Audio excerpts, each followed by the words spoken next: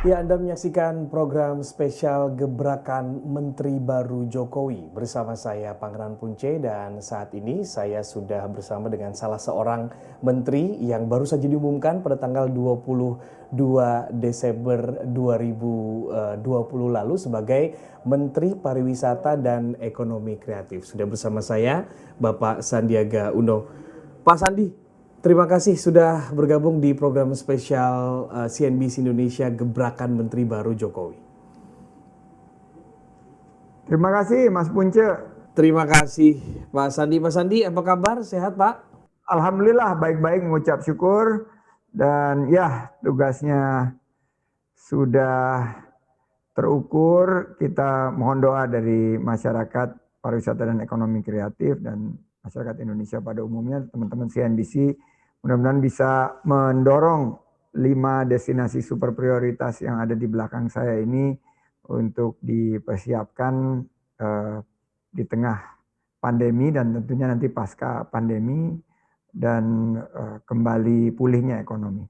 Oke, sebelum kita nanti membahas terkait dengan destinasi super prioritas, kemudian juga langkah-langkah yang akan Anda lakukan untuk mengembalikan lagi industri pariwisata yang terpukul sangat parah karena COVID-19 gitu ya. Yang ramai pada hari ini, kebetulan hari ini kita taping di saat hari pertama vaksinisasi dijalankan dan langsung Presiden Joko Widodo ini menjadi orang pertama di Indonesia yang mendapatkan vaksin. Seberapa optimis Anda melihat vaksinasi ini bisa mengembalikan industri pariwisata di tanah air? Saya sangat optimis dan vaksin ini tentunya selain daripada penerapan protokol kesehatan yang ketat dan disiplin, peningkatan testing, tracing, dan treating, dan upaya-upaya promotif preventif yang dilakukan oleh seluruh lapisan masyarakat, vaksinasi ini adalah salah satu pilar dalam bagaimana kita bisa mengatasi COVID-19 dan pemulihan sektor-sektor yang sekarang kita harapkan bisa bergerak di 2021 di bidang ekonomi, terutama di sektor kami di pariwisata dan ekonomi kreatif.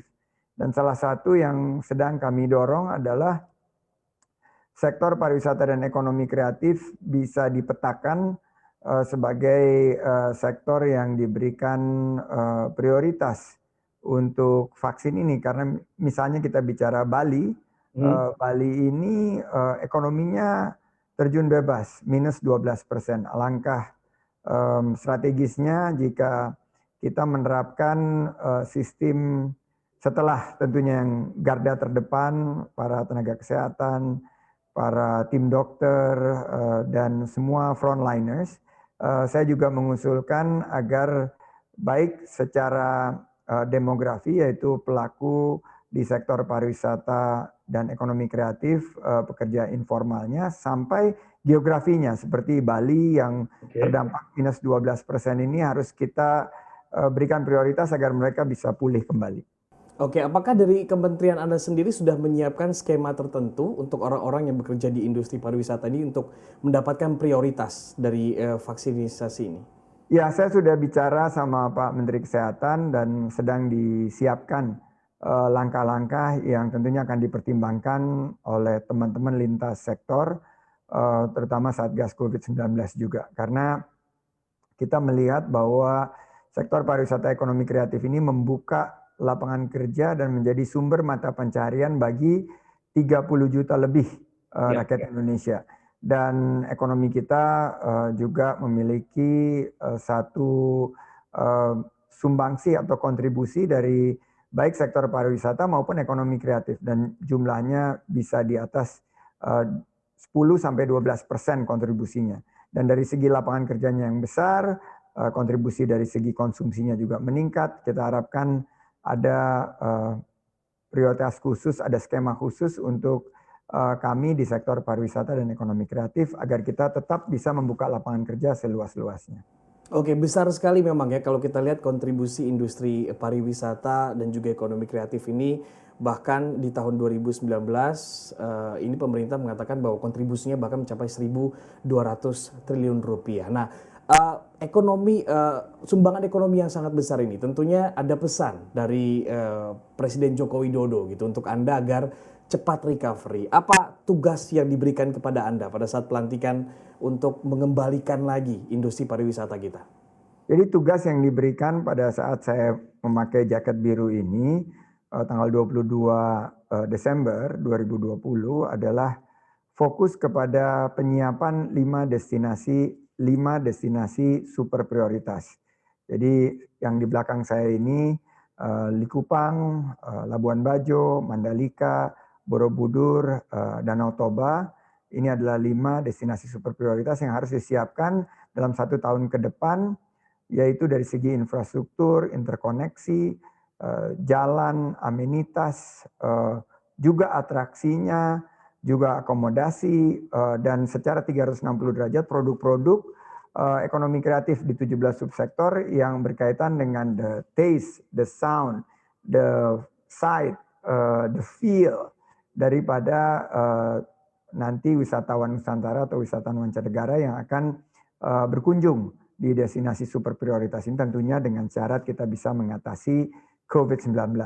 Kedua, ini baru juga disampaikan kepada saya dan ditekankan bahwa kita harus ikut mendukung, berkontribusi dari sisi mempromosikan protokol kesehatan yang ketat dan disiplin 3M ini, karena tingkat kepatuhan kita menurun. Nah, khususnya di sektor pariwisata dan ekonomi kreatif, kita kerap dianggap sebagai penyumbang klaster-klaster atau peningkatan jumlah penularan COVID-19. Ini harus kita tingkatkan secara totalitas. Yang ketiga, akselerasi pembangunan infrastruktur di 5 destinasi super prioritas ini sudah dilakukan dan lebih dari 21 triliun rupiah yang dialokasikan. Tapi kalau tidak ada penyiapan calendar of events atau kegiatan-kegiatan yang di schedule atau dipersiapkan, tentunya akan tidak terintegrasi. Saya memiliki program 3G, 4K, dan 5DSP.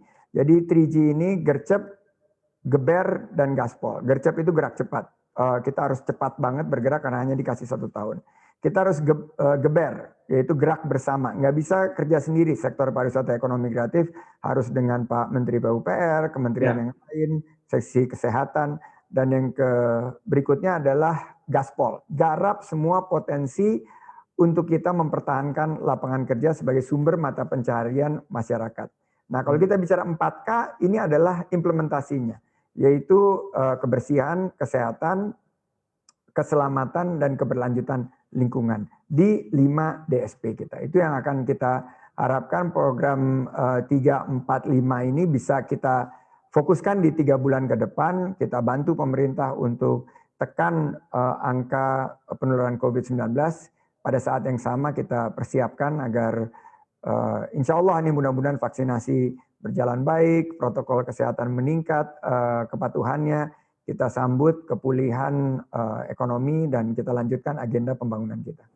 Oke, terkait dengan protokol kesehatan di sektor pariwisata yang juga tadi Anda sudah sebutkan bahwa sering menjadi klaster gitu ya untuk klaster-klaster baru pada saat pulang dari liburan gitu ataupun bahkan di tempat destinasi pariwisata itu sendiri. Nah, Anda melihat apakah kesadarannya ini sebenarnya datang dari pelaku industri pariwisata atau justru kepada para wisatawannya ini gitu yang pada saat dia berlibur dia lupa gitu dengan kondisi yang saat ini kita masih harus menjalankan protokol kesehatan. Ya, kita harus melihat ini sebagai satu lingkup yang sangat holistik ya, bahwa pariwisata itu bukan hanya wisatawannya, bukan hanya pelaku usaha di sektor pariwisata dan ekonomi kreatif, bukan hanya pemerintah pusat dan daerah, tapi ini semua merupakan satu lingkup yang holistik. Jadi kami di Kementerian Pariwisata dan Ekonomi Kreatif tidak boleh lelah dan tidak boleh lengah untuk terus mengingatkan dan memastikan kepatuhan terhadap protokol kesehatan yang ketat dan disiplin, bekerja sama dengan pemerintah daerah, dengan kepolisian, mungkin Satpol PP, dan seluruh aparat terkait dan juga masyarakatnya. Karena kalau masyarakatnya sendiri tidak memiliki kesadaran, ya kita akan sangat sulit untuk mengatasi ini. Jadi ini satu langkah kolosal yang menurut saya akan sangat monumental jika kita secara maksimal mampu untuk meningkatkan protokol kesehatan yang ketat dan disiplin secara optimal. Oke, terkait dengan mengembalikan lagi industri pariwisata gitu ya, banyak sekali saya sendiri kemudian juga teman-teman saya gitu yang mengatakan, oh banyak harga murah nih, tiket pesawat murah, kemudian juga hotel murah gitu. Tapi ternyata pada saat kita harus bepergian, kita diharuskan ada PCR atau misalnya antigen atau tes-tes lainnya yang membuktikan bahwa kita negatif atau non reaktif terhadap virus COVID-19. Nah, Anda melihat jalan tengah yang pas mana gitu? Karena banyak sekali yang akhirnya membatalkan untuk berwisata gitu karena ada syarat-syarat yang harus dilakukan ini gitu. Jalan tengah yang pas seperti apa sih dari kementerian Anda gitu agar orang tetap bisa berwisata gitu tapi juga tetap menjalankan protokol kesehatan?